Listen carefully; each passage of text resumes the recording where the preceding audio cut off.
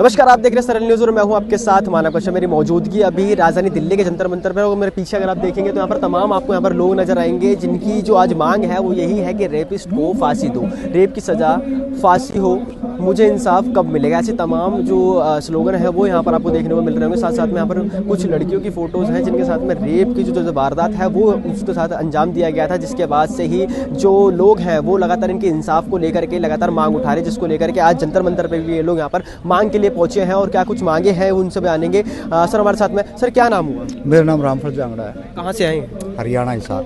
हरियाणा से आए हैं। लगातार जो रेप के जो मामले हैं वो उसमें बढ़ोतरी नजर आ रही है देश के अंदर। क्या कुछ मांग को लेकर के आज जंतर मंतर में पहुंचे हैं? नहीं, देखिए, ये तो बड़ी शर्म की बात है जो लगातार बेटी बचाओ बेटी पढ़ाओ का नारा देने वाली सरकार हर 10 मिनट तो मैं बहुत कहूँगा 3 मिनट के अंदर जो रेशो है बहन बेटियों के साथ रेप के जी, और सरकार इसी नाम से, भ्रष्टाचार के नाम से सत्ता में आई थी, लेकिन इन्होंने कुछ नहीं किया। आज साथी जितने भी आए हैं वो हरियाणा से हैं, कुछ दिल्ली से भी हैं, और इनको एक ही दर्द है जो लगातार घटनाएं हो रही हैं देश के अंदर, ऐसी घटनाओं पर विराम लगे। और अभी तुरंत में एक लेटेस्ट घटना हुई है भिवानी के अंदर, जो मनीषा नाम की लड़की है, वो तो बहुत बड़ा एक मिसाल बना दी सरकार ने कि आप जितनी ताकत लगानी है, जितना आपने प्रोटेस्ट करना है, जितना सरकार के खिलाफ बोलना बोलिए, सरकार ने अपने तरीके से ही काम करना है। हर गांव से, हर जिले से महिला हो, छात्र हो, बड़े बूढ़े हो, पंचायतें हो, किसान हो, मजदूर हो, तमाम लोग रोड के ऊपर आए और प्रयास यही था कि हत्या आरोपी पकड़े जाएं। लेकिन लारे लप्पे दे करके 10 दिन तक इस तरीके से गुमराह किया गया और लास्ट में तो यहाँ तक भी कर दिया कि उन्होंने दवाई खरीदी है कीटनाशक और सुसाइड नोट मिला है। पुलिस वालों को पहले झटके में ही सस्पेंड कर दिया, एसपी का तबादला कर दिया। भाई, जब आपको मंत्री जो हैं वो कह रहे हम आरोपियों को गिरफ्तार कर चुके हैं, और उसके बाद में जब जनता का रोष बढ़ता रहा तो सरकार ने आनन फनन के अंदर ये 2-3 चीज़ें हमने बताई, गोली और सुसाइड नोट, और मेडिकल रिपोर्ट जो थी, डॉक्टर कह रहे भैया 5-7% बचा हुआ है, पूरा गला काटा हुआ तेज़धार हथियार से। अब वो कुत्तों ने नोच दिया, अब वो स्प्रे जैसा कोई जहरीला पदार्थ खा लिया, अब उसके शरीर के पार्ट्स गायब हो गए। भाई, आप कितना जो है ना इस देश की जनता को गुमराह करोगे? आपने कम से कम, अगर कोई आपके पास क्लू था, आपने छुपा के रखना था, तो परिवार के 1-2 मेंबर को ले लेते, या जो कमेटी बनाई कमेटी के मेंबरों को ले लेते, या आपका और प्रशासन का जो चहीता था, जो आपका एक सेतु का काम करने वाला, आप उसको ले लेते। लेकिन आपने किसी को नहीं लिया, क्योंकि आपकी पूरी की पूरी नाकामी रही कि हत्या आरोपी बलात्कारी नहीं पकड़ में आपके आए। क्यों आएंगे? क्योंकि वो जो थे, जहां इस पूरी घटना को अगर हम गहराई से देखते हैं तो कहीं ना कहीं पूरा एक प्रशासन की तरफ, सरकार की तरफ इशारा करता है कि कोई पूंजीपति या कोई मठाधीश जो व्यक्ति हम जिसको कहते हैं, उनका हाथ हत्या और रेप में हो सकता है। तो इसीलिए इन्होंने पूरे का पूरा मामला जनता को गुमराह करके कमेटी को भी गुमराह किया और ये कह दिया कि भाई हम इसकी सीबीआई जांच करें। क्या मतलब है सीबीआई जांच का? सीबीआई जांच तो 90-95 के अंदर है। हमारी शिक्षिका थी शीला, उस बेटी के साथ भी उसने नकल रोकने का काम किया और कुछ लानक लोगों ने उसको मार के एक साइड कर दिया। आज तक सीबीआई जांच में कुछ नहीं निकला। हम तो उस टाइम की बात कर रहे हैं जब हम छोटे थे, 95 आज नहीं था। तो ये सरकार को एक साइड करने का एक तरीका है कि सीबीआई को आप दे दो, हमने कुछ करना नहीं पड़े, हल्दी लगे ना नमक लगे, हर रंग चोखा। तो ये चोखे रंग वाली कहावत है, इन पर फिद बैठती है। इन्होंने कोई काम ईमानदारी से नहीं किया, और किया होता तो आज हत्या आरोपी जेलों की सलाखों पीछे होते, और आक्रोश जिस तरीके से था तो शायद हो सकता है उनको फांसी की सजा एक मिसाल हरियाणा में बनती। ये पूरे का पूरा सरकार और प्रशासन की मिलीभगत से आरोपी आज खुले में घूम रहे हैं। एक निर्भया कांड भी था सर, जिसके अंदर 8 से 9 साल के बाद में उसको इंसाफ मिल पाया, जो आरोपी थे उनको फांसी की सजा हो पाई। क्या लगता है देश का कानून इतना कमजोर है कि एक रेपिस्ट को सजा नहीं दे पा रहा है? वो आज़ादी थी। अगर हम निर्भया की बात करें, वो आज़ाद देश में थे हम उस टाइम। उस टाइम आपको प्रोटेस्ट करने का पूरा वो था, और उस टाइम आप कहीं पर भी किसी भी तरीके से अपनी बात कह देते थे। सरकारों ने मानी, पूरा उसका जहाँ जहाँ इलाज करवाने का चाहा, जहाँ जहाँ मेडिकल करवाने के लिए कहा, पूरा वो किया। जनता रोडों पे आई, हत्या आरोपी पकड़े गए, पूरे के पूरे जेल में रहे, कुछ ने आत्मदाह भी कर लिया जेलों के अंदर, और सजाएं हुई। तो देखिए, वो सत्ता जिंदा सत्ता थी। ऐसे सत्ता चलाने का अनुभव उनके पास था, आरोपी पकड़ने का जिगरा उनके पास था। लेकिन जो झूठ की बुनियाद पर जिनकी गाड़ी चल रही हो, जो धर्म के नाम पर सत्ता में आए हों, उनसे आप न्याय की उम्मीद करोगे? उनसे कोई उम्मीद न्याय की नहीं कर सकता है। ये तो ठीक है, भोली भाली जनता है, दुख था, छोटी बेटी थी, तो इसलिए लोग रोडों पे आए, और आज भी रोडों पे हैं, और आगे भी हम ये कह रहे हैं। ये अगर सरकार को कोई गलतफहमी है तो वो दिमाग से निकाल दे। ये आंदोलन ये सत्ता को ले बैठेगा, और आज जितने जो लोग आए हैं, ये तो एक फर्स्ट में हैं, लोग और आएंगे और बड़ी कॉल देकर के आएंगे। सीबीआई के लोगों को भी ये बात समझ लेनी चाहिए कि लारी लप्पे या किसी के दबाव में काम करने की जरूरत नहीं है। जनता आपके साथ खड़ी है, पीड़ित परिवार आपके साथ खड़ा है, सामाजिक न्याय होना चाहिए, हत्या आरोपी बलात्कारी गिरफ्तार होने चाहिए। ये ऐसे लारी लप्पों से काम नहीं चलने वाला। मेरा नाम पूजा चौधरी है, मैं बुलंदशहर से आई हूँ। बुलंदशहर से आप आई हैं। लगातार देश के अंदर इस तरीके की जो वारदात है उनको अंजाम दिया जा रहा है, जो रेप के जो मामले हैं उसके अंदर लगातार बढ़ोतरी होती जा रही है। लेकिन क्या कानून देश का इतना कमजोर हो चुका है कि अब रेपिस्ट को सजा नहीं मिल पा रही है, खुलेआम घूम रहे हैं?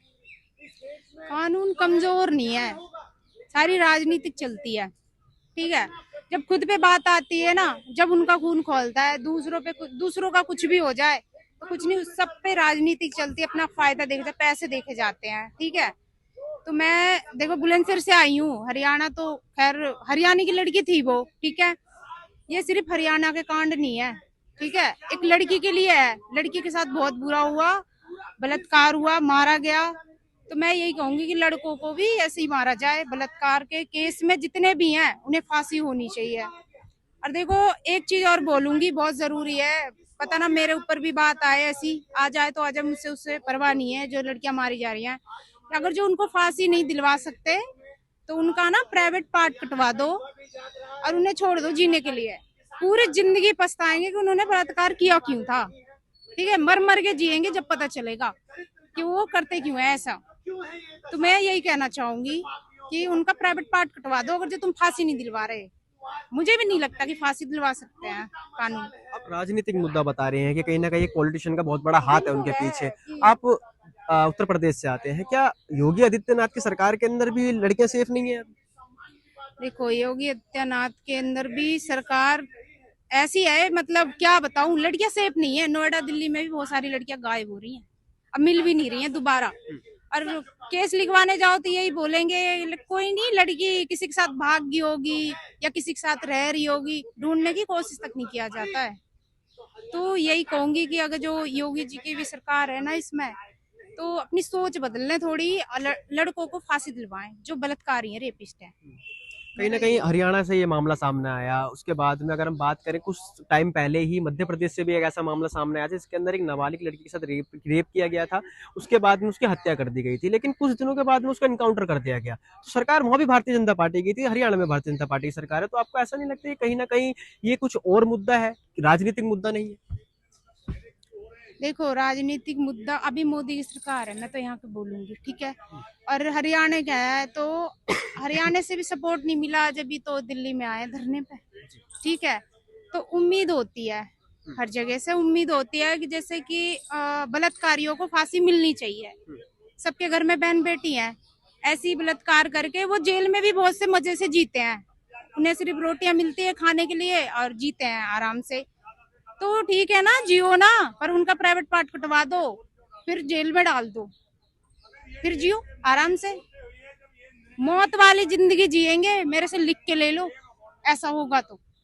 गलत बोल रही हूँ, सही बोल रही हूँ, जो भी है आप लोग छापेंगे कैसे क्या करेंगे, पर वो जो भी है डाल देना, मैं यही कहूंगी।